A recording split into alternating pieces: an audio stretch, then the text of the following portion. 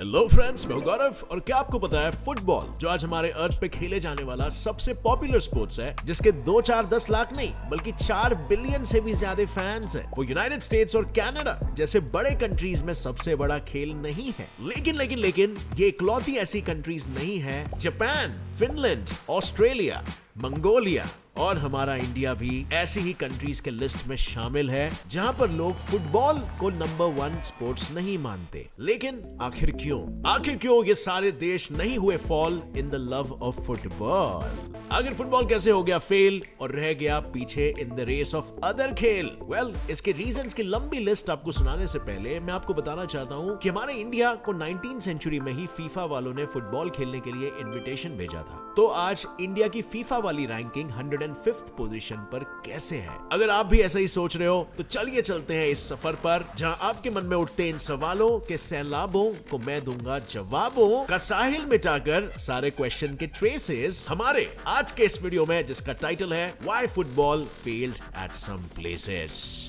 Number 1, history of football. अब friends, आज मैं और आप जिस फुटबॉल को जानते हैं, जिस फुटबॉल को आज 200 से ज्यादा कंट्रीज में खेला जाता है, जिस फुटबॉल के 350 से ज्यादा क्लब्स, लीग्स और चैंपियनशिप्स है, वो 19th सेंचुरी में इंग्लैंड की गलियों में शुरू हुआ था। लेकिन हैरानी वाली बात तो यह है कि फुटबॉल का खेल हमारी दुनिया में पिछले 2000 सालों से खेला जा रहा है और इसके सबसे पहले ट्रेसेस 2री और 3री BC के चाइना में पाए गए थे, जहां इस खेल को कुजू नाम से जाना जाता था और कुछ इस तरह बॉल को सर्कल के आर पार करके खेला जाता था। इसी तरह जापान में ये खेल केमारी के नाम से 600 AD में खेला जाता था। यही नहीं, रोमन्स इसे हरपास्तुम और एंशियंट ग्रीक्स इसे एपिस्किरोस कहा करते थे। पर इनका ये खेल सिर्फ फुटबॉल यानी कि बिना हाथ लगाए सिर्फ बॉडी और पैरों के यूज से ही नहीं, पर कुछ रग्बी की तरह यानी हाथों के इस्तेमाल से भी खेला जाता था। और वहीं अगर बात करें इंग्लैंड की, जिसे इस खेल का जन्मदाता भी कहा जाता है, तो वहां फुटबॉल 12th सेंचुरी में शुरू हुआ था और वहां इस खेल को पंचेस के इस्तेमाल के साथ खेला जाता था और इस खेल को मॉब फुटबॉल बुलाया जाता था, जो इतना ज्यादा वायलेंट यानी कि हिंसात्मक हो जाता था कि लोगों के इस खेल को खेलते खेलते जान तक चली जाया करती थी, क्योंकि तब इस खेल के कोई रूल्स नहीं हुआ करते थे। और ये सब देखते हुए सन 1848 में इसके सबसे पहले रूल्स बनाए गए और फिर सालों बाद 1863 में पहले फुटबॉल एसोसिएशन का जन्म हुआ, जिसके बाद 19th सेंचुरी के खत्म होते होते ये खेल ब्रिटिशर्स ने पूरी दुनिया में फैला दिया और दुनिया भर में फुटबॉल क्लब्स बन गए। लेकिन फुटबॉल को वायरल होने का सबसे बड़ा मौका इंडस्ट्रियल रेवोल्यूशन में मिला, जब लोग काम के दौरान फैक्ट्री वगैरह में मिले और साथ में टीम्स और क्लब्स बनने लगे, क्योंकि इससे पहले ज्यादातर टीम्स और क्लब्स में स्कूल्स का पार्टिसिपेशन होता था, लेकिन अब वर्किंग क्लास के लोग भी इसमें शामिल हो गए। यही वो दौर था जब कई क्लब्स ने बेस्ट प्लेयर्स को अपने क्लब का हिस्सा बनाने के लिए महंगी कीमतें चुकाना शुरू कर दिया, जिससे फुटबॉल एक प्रोफेशनल स्पोर्ट्स में बदलने लगा और फिर तो फुटबॉल को देखने के लिए टिकट्स तक लगने लग गए। और इसके बाद देखते ही देखते इंग्लैंड से ये स्पोर्ट्स इसी तरह बाकी के दूसरे देशों में फैलने लग गया। लेकिन सबसे हैरानी की बात तो ये थी कि आज दुनिया में फुटबॉल के सबसे बड़े गवर्निंग बॉडी फीफा की शुरुआत इस सब के बाद सन 1904 में हुई और इस फाउंडेशन एक्ट को France, Belgium, Denmark, Netherland, Spain, Sweden और स्विट्जरलैंड वालों ने सबसे पहले साइन किया। अब क्योंकि इंग्लैंड ने इस खेल को दुनिया में सबसे पहले आगे बढ़ाया था, उसे यही लगा कि उसे फीफा की जरूरत नहीं है। पर फिर फीफा की बढ़ती पॉपुलैरिटी को देखते हुए इंग्लैंड ने भी फाइनली सन 1950 में इस फाउंडेशन को ज्वाइन कर लिया और आज फीफा कितना पॉपुलर है ये तो इसी से समझ में आता है कि फीफा के most popular branch premier league की बदौलत फीफा ने 3.84 बिलियन यूरोस यानी 38,000 करोड़ बस 2018 से 2019 के सीजन में ही कमा लिया था। सो फ्रेंड्स, मैंने फुटबॉल का इतिहास तो आपके सामने रख दिया, लेकिन द क्वेश्चन स्टिल स्टैंड्स कि आखिर जब फुटबॉल के 4 बिलियन फैंस हैं और वो हजारों रुपए फुटबॉल पर उड़ाते हैं, तो आखिर क्यों अभी भी कुछ ऐसे देश हैं जहां फुटबॉल अपने पैरों पर खड़ा नहीं हो पाया है? तो चलिए आपके इस फुटबॉल क्यों फेल हो गया की गुत्थी को जवाबों से सुलझाते हैं और सीखते हैं कुछ इंपॉर्टेंट रीजंस के बारे में। फुटबॉल के फेल होने का सबसे पहला कारण ये है, ये देख रहे हो 2014 के एक सर्वे से मिली रिपोर्ट वाला मैप, जिसमें जितनी जगह आपको हरियाली सी भरी दिख रही है, इन सारी जगहों पर फुटबॉल सबसे बड़ा खेला जाने वाला खेल था। पर वहीं पर आपको लाल लाल इंडिया भी दिख रहा होगा, जिसे फुटबॉल में उतना इंटरेस्ट नहीं है जितना बाकी के देशों को था। और इसकी सबसे बड़ी वजह यह है कि इंडिया के लोग फुटबॉल की जगह पे क्रिकेट से ज्यादा प्यार करते हैं। लेकिन इसी क्रिकेट के प्यार में खोए इंडियंस से 2018 में इंडियन फुटबॉल के कैप्टन सुनील छेत्री ने हाथ जोड़कर फुटबॉल के खेल को देखने और उन्हें सपोर्ट करने के लिए कहा था। Please come and watch in the stadiums. Come and watch us in the stadiums. उन्होंने तो लोगों से यहाँ तक ये भी कह दिया था कि स्टेडियम में आकर फैंस उन पर चिल्लाए, उन्हें बुरा भला कहे, लेकिन स्टेडियम आए। It's not fun to criticize or abuse on internet.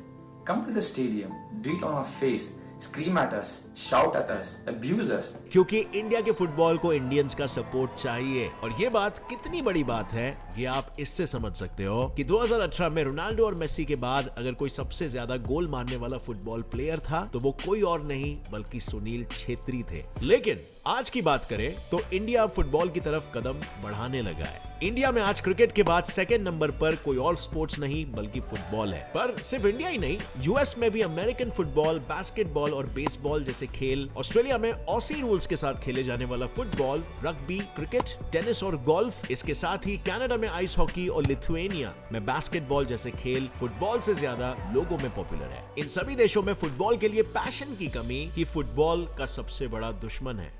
पैसा बड़ी चीज है साहब, ये तो आपने सुना ही होगा। तो बस यही है रीजन नंबर 2 जिसकी वजह से फुटबॉल अपने पूरे दुनिया के हर देश में नंबर 1 स्पोर्ट होने का मंसूबा पूरा नहीं कर पाया। क्योंकि फुटबॉल जो सबसे बड़ा और सक्सेसफुल स्पोर्ट है, उसमें सक्सेसफुल होने के लिए कंट्रीज को इस खेल में इन्वेस्टमेंट भी उतना ही बड़ा करना पड़ता है। और जिन देशों के पास राइट रिसोर्सेज नहीं है, जो बेस्ट प्लेयर्स को स्काउट नहीं कर सकते, आखिर वो देश फुटबॉल क्यों ही चुनेगा। लेकिन जैसे मैंने कहा, पैसा बड़ी चीज है, तो इसी पैसे के लालच में बड़े सारे देश धीरे धीरे ही सही पर इस खेल के मैदान में उतरकर अपने फुटबॉल के स्किल्स को आजमा रहे हैं। जैसे हमारे पड़ोसी देश चाइना को ही देख लो, जो फुटबॉल में नंबर 1 होने की तैयारी कर रहा है, और इसके लिए चाइना ने अपना गोल भी सेट कर लिया है। चाइना 2050 तक वर्ल्ड फुटबॉल सुपर पावर बनना चाहता है। और पता है, 2014 से लेकर 2016 तक चाइना के इन्वेस्टर्स ने इसी के चलते 2.15 बिलियन यूरोस यानी 18,000 करोड़ की इन्वेस्टमेंट भी कर दी है, जो लंदन के merger and acquisition specialist thinking linking के हिसाब से इन्वेस्टमेंट करने वाले बाकी 40 देशों के इन्वेस्टमेंट को मिलाने के बाद भी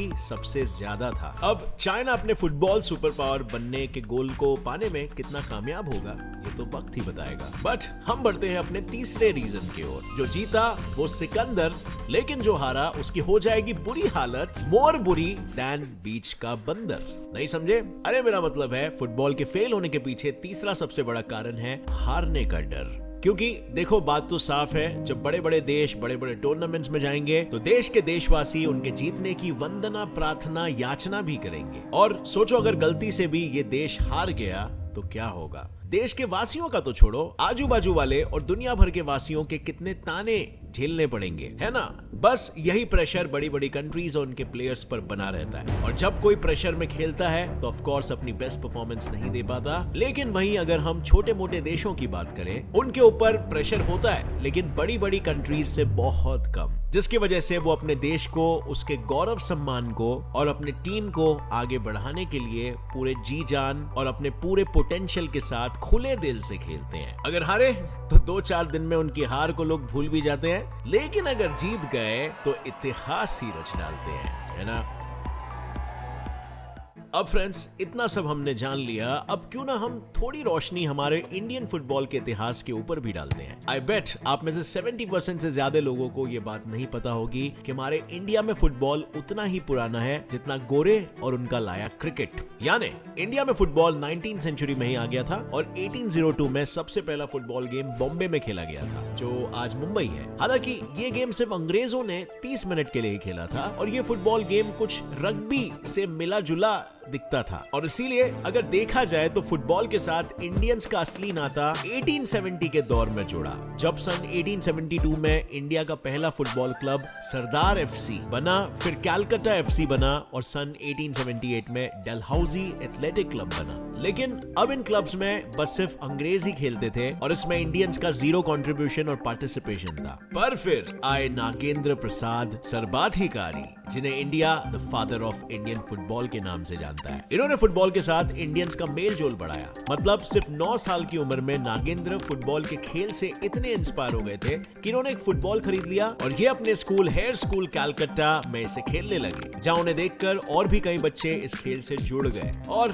देखते ही देखते कलकत्ता में और भी कई सारे फुटबॉल क्लब्स खड़े होने लगे। जैसे सन 1887 में नागेंद्र प्रसाद ने सोवा बाजार क्लब शुरू किया और ये वो पहला क्लब था जिसे गोरे ने यानी अंग्रेजों के फुटबॉल कंपटीशन में खेलने के लिए इनवाइट किया। और सन 1892 में इस क्लब ने ट्रेड कप जीतकर यह साबित कर दिया कि इंडिया के लोग भी किसी से कम नहीं है। मतलब जस्ट इमेजिन, इंडियंस ने गोरों को हराया जिनका खुद का ये स्पोर्ट था, जो स्पोर्ट को गोरे इंडिया में लाए थे और इंडियंस ने अभी उन्हें ही हरा डाला। और ट्रेड कप ही नहीं, इंडिया में सन 1878 में डुरांड कप भी शुरू हुआ था, जो आज इंडिया के सबसे पुराने और वर्ल्ड के तीसरे सबसे पुराने कप में से एक है। पर इस कप के बारे में मैं आपको क्यों ही बता रहा हूँ, यही सोच रहे हो ना? तो भाई ये ज्ञान इसीलिए बांट रहा हूँ क्योंकि सन 1940 में इंडिया के सन 1891 में शुरू हुए मोहम्मदन स्पोर्टिंग क्लब ने इस डुरांड क्लब को ओनली इंडियन प्लेयर्स के दम पर जीतकर इंडिया के नाम कर दिया। और ये हैरानी की बात इसीलिए है क्योंकि सन 1893 में शुरू हुए इंडियन फुटबॉल एसोसिएशन के बोर्ड में एक भी इंडियन शामिल नहीं था।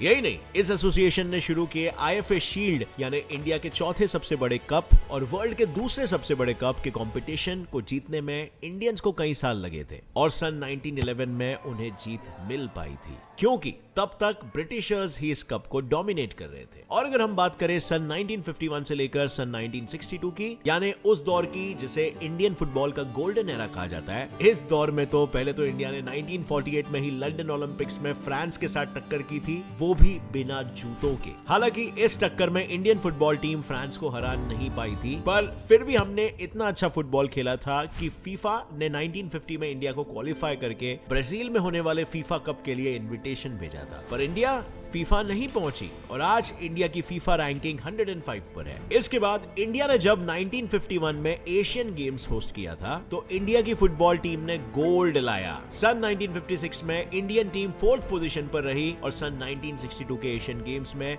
इंडियन टीम ने एक बार फिर से गोल्ड जीत लिया था। पर इसके बाद ही फीफा की तरह इंडिया दोबारा कभी ओलंपिक में क्वालिफाई नहीं कर पाया, जिसकी सबसे बड़ी वजह आज हमारे कंट्री के नेशनल फुटबॉल लीग की लेट शुरुआत को माना जाता है, जो सन 1996 में शुरू हुआ था। और आज भी इंडिया के पास सिर्फ 2 ही लीग्स हैं, एक आई लीग और दूसरा इंडियन सुपर लीग, जबकि बाकी कंट्रीज के पास 1-2 नहीं बल्कि 4-4 लीग्स होते हैं, जिन्हें पार करने के बाद सिर्फ बेस्ट प्लेयर्स ही नेशनल टीम में आ पाते हैं। लेकिन फ्रेंड्स, सुबह का भूला अगर शाम को घर आ जाए तो उसे भूला नहीं कहते, उसे इंडिया कहते हैं। क्योंकि जैसा मैंने बताया, आज फुटबॉल इंडिया का सेकंड मोस्ट फेवरेट स्पोर्ट्स बन चुका है और अगर फुटबॉल को लोग इसी तरह से सपोर्ट करते रहे तो इंडिया ही क्या, जल्दी ही फुटबॉल बाकी सारे कंट्रीज में भी टॉप पर होगा। और जिस तरह से फुटबॉल दुनिया भर के सारे लोगों के दिलों में अपना घर बना रहा है, शायद वो दिन भी दूर नहीं है। सो फ्रेंड्स, नीचे कमेंट सेक्शन में मुझे बताना आप बचपन में क्या खेला करते थे, क्रिकेट या फुटबॉल। मैं पर्सनली दोनों गेम्स खेला करता था, बट मुझे ज्यादा इंटरेस्ट फुटबॉल में था क्योंकि